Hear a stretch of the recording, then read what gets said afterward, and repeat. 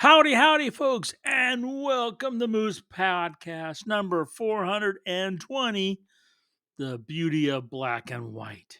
How you guys doing? Wow, busy week. Hey, some more and more of you are going to Spotify and leaving comments. We're having a little bit of a conversation. I'm so stoked. I appreciate it. Your kind words mean a lot, but being able to answer questions, well, that's why I'm really here. That's what being a Nikon ambassador is really kind of all about, is to be able to help anywhere, anytime I can on even the smallest trivia thing. So I appreciate you guys stopping by and commenting. I really appreciate the love that came out from that real simple comment or blog post about the set focus point off in the shooting menu and going to infinity. It works really well. Now, if the lens is cold or hot, been dinged up a little bit, it's not going to work. But a perfectly functioning lens in your basic temperatures, even if you warm up your hand, you turn it off, turn it back on, it will be set to infinity. I've done this with everything from the 14 to 24 to the 600 TC. It works. So I'm glad it's working for you guys. Once again, I shouldn't say once again, I am continually using the Adobe Podcast Beta, which is what's producing the audio and the PDF now, which is really cool. Keep doing that. People have been asking. Yep, I am still with it. It just makes it very simple for me to do a podcast, be it here in the office or on the road. Had a number of folks wonder if I do it all. Yeah, I do it. I mean, it's not like I have a staff here. I'm just a simple wildlife photographer, so I'm the one doing it. And Adobe Podcast Beta makes it real simple. A few months back, we did an interview with Jamie Eagle Eye, the sweetest little kid there in England, and she is in a contest, which is partly chosen the winners by the feedback from us, the public. So if you go to the Eagle Eye, either Facebook page or Instagram, you'll find a post. And if you would just uh, post in there, it's real simple. Just put the number, make a comment number 3. She has a chance of getting to Australia as a winner, and it's really important to her. She's a great little kid. So let's see if we can't help her out a little bit. Hey, I've just become a pro grade affiliate. What does that mean? It means that when you click on my link on the website, you will get 15% off pro grade gear. Now, there's a couple stipulations, like they've got big sales or things like that happening. You don't get the 15% off, but it's there. Just click on it, and it's there to help you save 15% on the gear that I use to preserve all my memories. And I just love their new SSD drives. Got them. I work with them. They are a tad bigger than I was hoping, but boy, the consistency and the speed, and they are built. They're not going to fall apart. I just love them. So that's the pro grade there on the website for 15% off. Talking about great gear and great prices, bedfords.com. We got PhotoCon coming up in a week. That's just the killer event. Got some great friends there speaking. You've got manufacturers. You got, oh man, it's just amazing place. Gear, pricing, and of course, if you mention me, Moose, if you check out, you're going to see that 5% back. That's just real serious money back in your pocket. Even at the show pricing, you'll see at PhotoCon. They also have the Z9 trade-in deal, which is really sweet. And what can I tell you? I love the Z9, so it's a great deal. And they've got the new store there in Overland Park, which is basically Kansas City. And geez, what more can you want? You've got multiple locations. You have a website. You have a phone. Great service people. Great inventory. Killer prices. Bedfords.com. Tell them Moose sent you and thank them for sponsoring the Moose Podcast.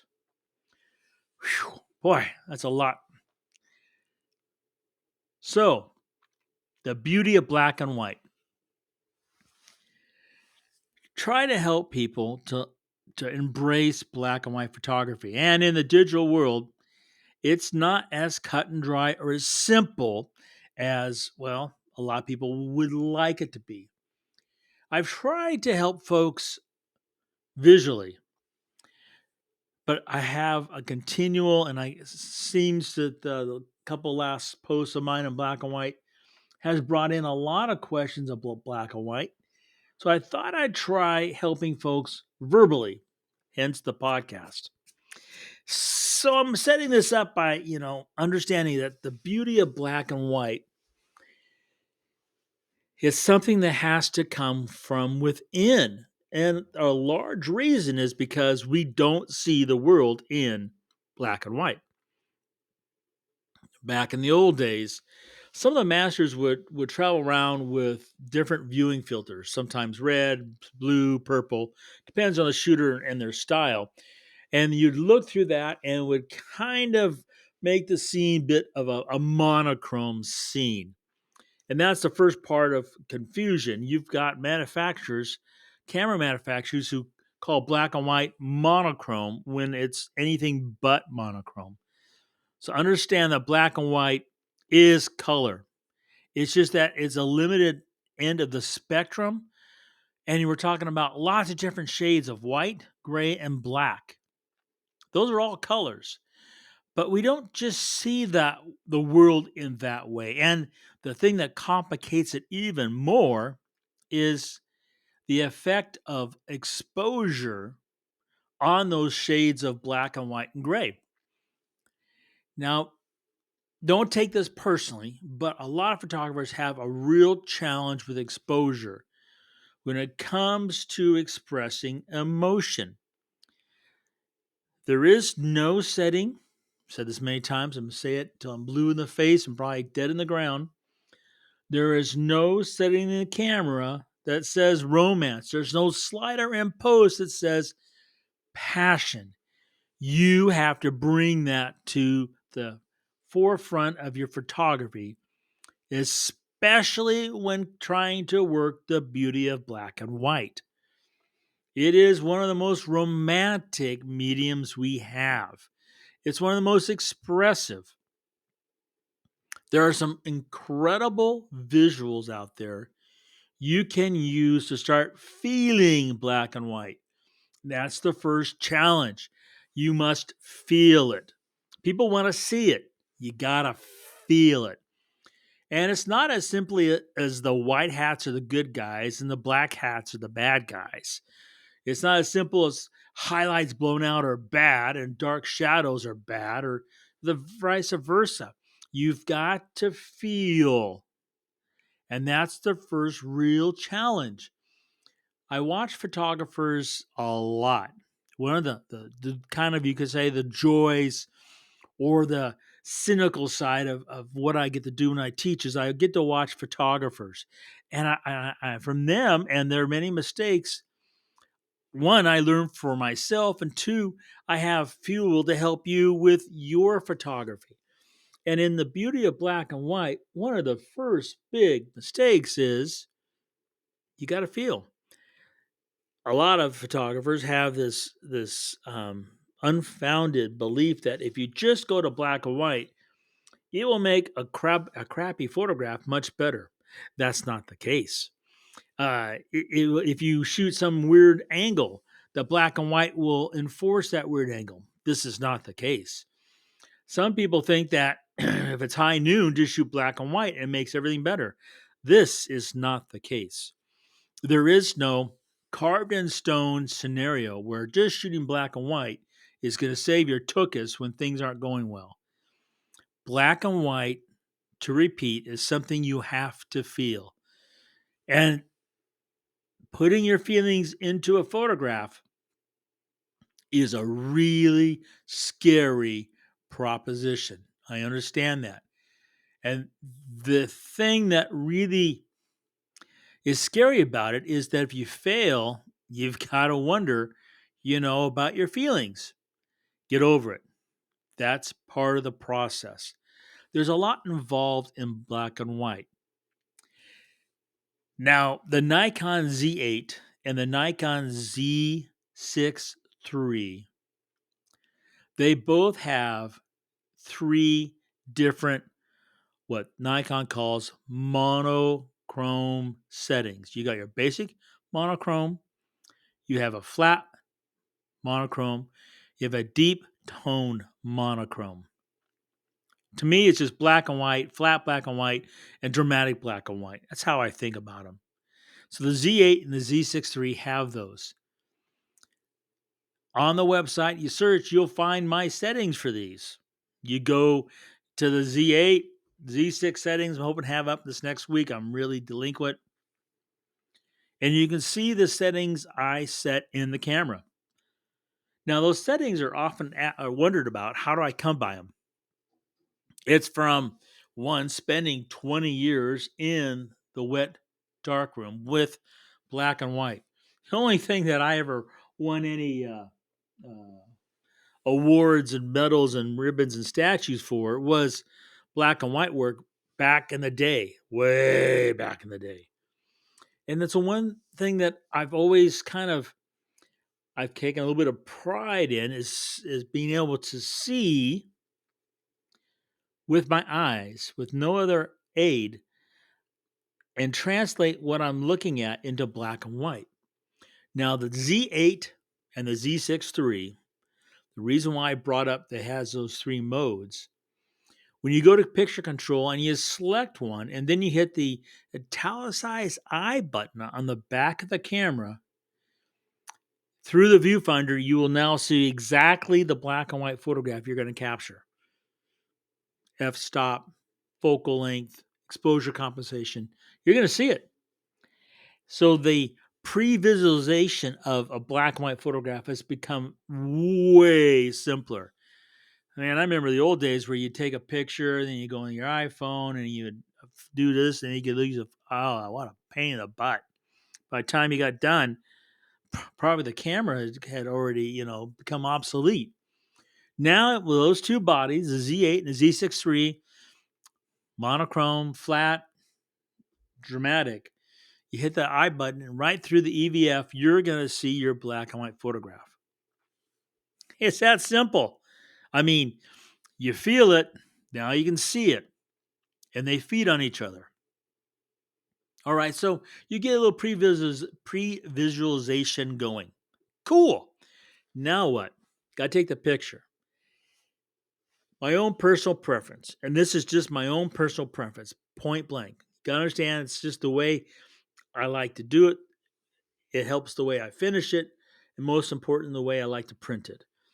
When I'm shooting black and white with the Z8 or the Z6 III, I stick the ISO to low 1. Yep, low 1. So if you open the image up in an ACR, it's going to say ISO 32. Oh, same thing with the Z9, but Z9 I rarely do black and white. That's why I love the Z8 or the Z6 III for landscapes, things like that, portraits, because that has those three black and white modes. And I'm going to stick those cameras into low 1. Why? Because I know what I'm going to do in post. I'm probably going to push some pixels.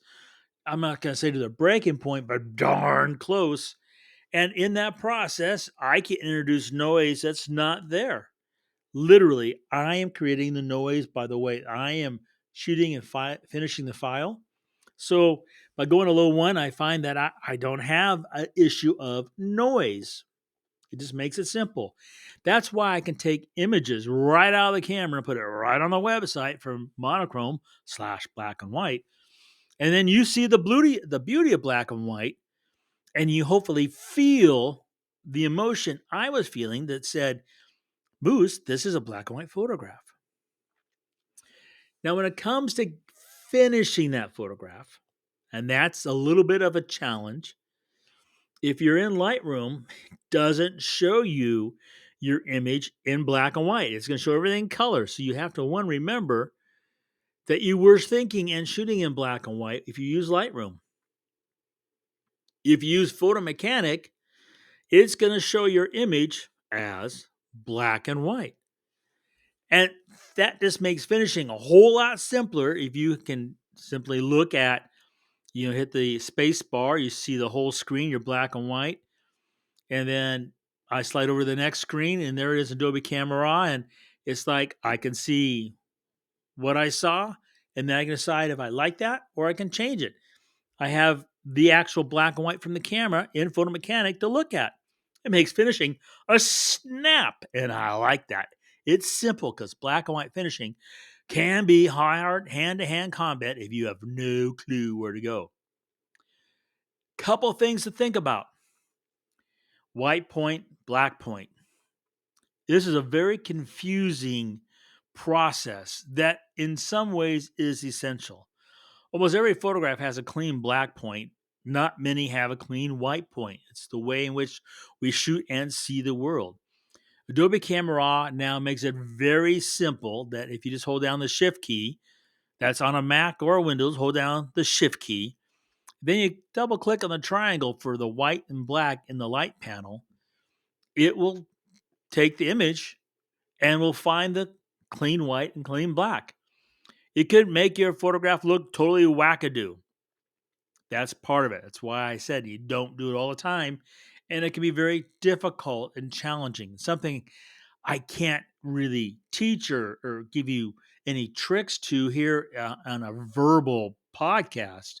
But I can make you aware that that is there, and that's part of the black and white process. Another important part of the black and white process is the black and white mixer that's on the main panel in Adobe Camera Raw. It could be grayed out depending on which black and white mode Adobe Camera Raw decides to assign your photograph or the one you pick. That can be a real problem. I have it set up using camera matching, the black and white red most of the time for the two cameras, the Z8 and Z6 III. And with that, I now have the black and white mixer available to me. So what's a black and white mixer? If you remember some of the colors in the photograph, you can use the mixer, make them lighter or darker. The classic would be blue. Where's the blue coming from? The sky, right? So you can make that sky, that's really nice poly contrast 5 dark blue gradation by simply moving the blue slider. You can change all the colors, red, yellow, orange, green, aqua, blue, purple, magenta, if they're in the photograph, and make them lighter or darker. You could do spot burning and dodging by color. And this is an incredibly powerful tool for processing that black and white. And the last thing I do after I do everything, well, it's going to be dusting or masking or the black and white slider or dehaze, clarity, whatever I'm going to do. The last thing I do before I go into Photoshop is I'm going to click on denoise. Now, denoise, what does it do? It does great stuff. How's it do it? I have no clue. That's not my thing. I do know, though, from making many big ass prints, that when I hit denoise, the gradation in the linearity of that sky coming from the top to the bottom, because you're right, the top of the sky is top of the frame coming down towards the horizon. That gradation is cleaner and smoother by hitting denoise. And that's what you're looking for. At least I'm looking for in the print. Because when you do all that correct in post and you do it all correct in Adobe Camera Raw and whatever little touches you do in Photoshop, when you go and save that as a TIFF and put it into Epson print layout and you tell it to do black and white, man, the prints out of that P900, it's a no-brainer. Excuse me. It is absolutely spectacular black and white print from camera to print as fast as your computer can go with your clicks. And that's the beauty of black and white these days, is the fact that we can do it that simplistically, that effectively, and that beautifully. But understand, and this is essential, it all starts and ends when you go click at the camera. The rest of it just follow through. You've got to feel it when you take the photograph if you want to feel it in the print. There's no shortcuts, no magic voodoo. It's that important yet simple. It's all based on that heart of yours going thumpity thumpity thump and getting engaged with the subject in the photograph. So I'm hoping that helps folks perhaps answer a couple questions or maybe get you inspired to get into monochrome, as they want to say, because I don't know a better, more romantic way to talk about our world than the beauty of black and white. You folks have a marvelous week. Take care. And remember to make every click your story.